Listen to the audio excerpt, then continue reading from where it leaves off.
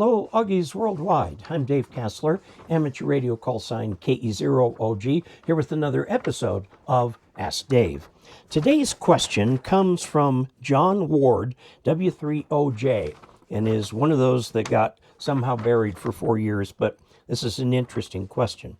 Hi, Dave. I see you have a reference antenna for your shack. I do. It's the Step IR Big IR antenna that's full size on 40 meters. It's got all kinds of radials, things like that. They don't use traps or anything. They actually shorten the length of the antenna with an electric motor. Very interesting how they're put together. Unfortunately, Step IR is no longer selling to hams. I think they're trying to concentrate on the government and business markets. That's my reference antenna. Now, let me tell you what I mean by reference. That means every antenna I test, I compare to that antenna. The only antenna that I found to be better is my hex beam, but then that's a gain antenna. You'd expect it to be better. All the other antennas I've tested are somehow compromised antennas. The ones I've come closest to are the end-fed half waves, okay, are very, very close, within a dB or two. Now, mind you, the vertical is vertically polarized. The end-fed half wave is horizontally polarized.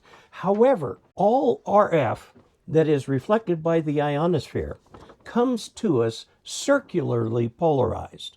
So a horizontal antenna and a vertically antenna can receive those signals equally well.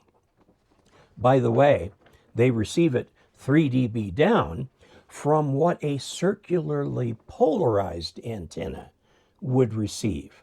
Now, there are ways to set up a circularly polarized antenna, but it only works going straight up. If it's going off at an angle, it's elliptical polarization, so all kinds of fun things to work with.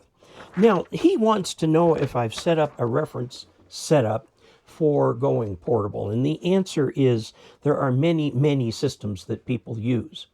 We've got mag loops. I've got one right here. This is from MFJ. Hefty thing. And it actually goes this way. This is from MFJ and is a 3-foot mag loop that handles up to 100 watts.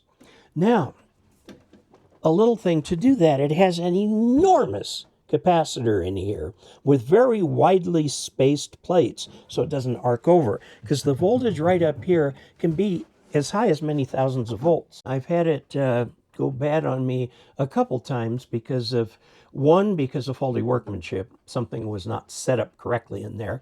I set it up correctly and it works fine.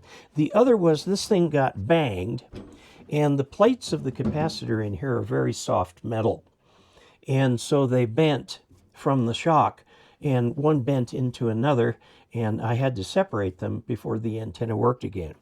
To get inside, there are only 18 of these little screws. That's a mag loop. It looks big sitting in my lap, but actually it's quite small compared to other antennas. Some people use these for where you have HOA problems or where you have space problems. Say you're on the 3rd floor of an apartment building and you can open a window or something like that. You can set this thing up next to the window. Now, there are other kinds of antennas that you can use. If you were to get like the Wolf River Coils Take It Along antenna, which is quite a nice antenna, although it's 3 dB down from my reference vertical. It's an interesting antenna. Now, just a warning. Wolf River Coil uses stainless steel wire for its coils. If you use the entire length of that stainless steel wire, which is not a good conductor, you can get up to 5 ohms of resistive impedance, which is simply going to send out heat. Now, if you're like on 20 meters, you aren't using very much of that coil. So actually on 20 meters, you want to get the connector all the way up to the top and then shorten the whip slightly to make that work. The whip is just a little too long for 20 meters. But you can do all kinds of things, and it has very little footprint. Works really well for portable. One thing to keep in mind about portable, if you're working in a park that is cultivated, for example, they water the grass, you don't want to pound anything into the ground, because that spike can go all the way through a sprinkler pipe without you even knowing it. And the park people will be quite unhappy with you. So keep everything above ground, and I mean that literally. A little base, you can take a sheet of plywood and put some blocks on it or something like that. Put out a couple bricks to which you tie your radials and so on, so that you're depriving the grass of sunlight only for the time that you're there. It'd take 2 or 3 days to turn the grass brown, and you don't want to do that either. Okay, so you've got you've got things like the chameleon antenna also sells a number of portable antennas. In fact, they specialize in that. They also sell to the U.S. military, and so everything you get from them is wonderfully camouflaged.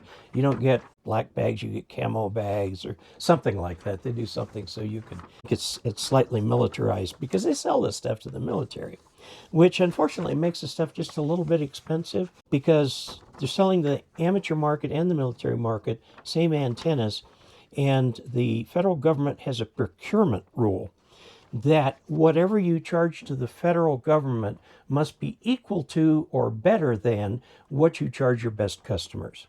So if they sell it for $50 to hams, they have to sell it for $50 to the military. So if they're selling more to the military than to hams, they're going to charge $100 for that thing. Okay, so that's just the way things are. Okay, there are other types of antennas. You can string up temporary loops. The ARRL has its end-fed half-wave antenna with enough wire to stretch that for 40, 20, 15, and 10. Okay, so there's lots of things that you can do. So there's no real hobby-wide standard for what constitutes a portable or suitable HOA antenna. One of the nice things that you can do with the HOA antennas with the end-fed half-waves is you can keep the feed box where the 49-to-1 balun is tucked up under the eaves and then bring that wire down, use a very thin wire. In fact, the wire that comes from the league, I believe, is gray, so that it's real hard to see. If you have tall trees on your property, I mean tall trees, not like my scrubby pinyon pines that I've got out here, the highest of which is only 35 feet. But some really tall tree, you can just run a insulated wire up that thing up to the top, hang it a foot or so away from the trunk, feed it at the bottom with the remote antenna tuner, which is connected to a bunch of radials and ground, put a ground rod in, and then you can run that back in the grass to your house, and no one's the wiser. No one knows it's even there. Since you're feeding that piece of wire sort of as a random wire, the tuner right at the base will take care of any mismatch. And what you're sending back to the shack is 50 ohms, so you don't get extra coax loss from bad SWR. That's one good way that you can do that. Now, I know LDG makes remote antenna tuners. I believe Chameleon has just come out with a remote antenna tuner, and there's a couple other providers out there. MFJ was a big one, but MFJ, sadly, is in the rearview mirror. Okay, so, John, I think I've answered that question. I know you've answered it for yourself years ago, 4 years ago, in fact, but it's a very good question that a lot of other people are interested in. You can send your questions to Ask Dave, all one word, at ARRL.org. So there you have it. Until we next meet, 73.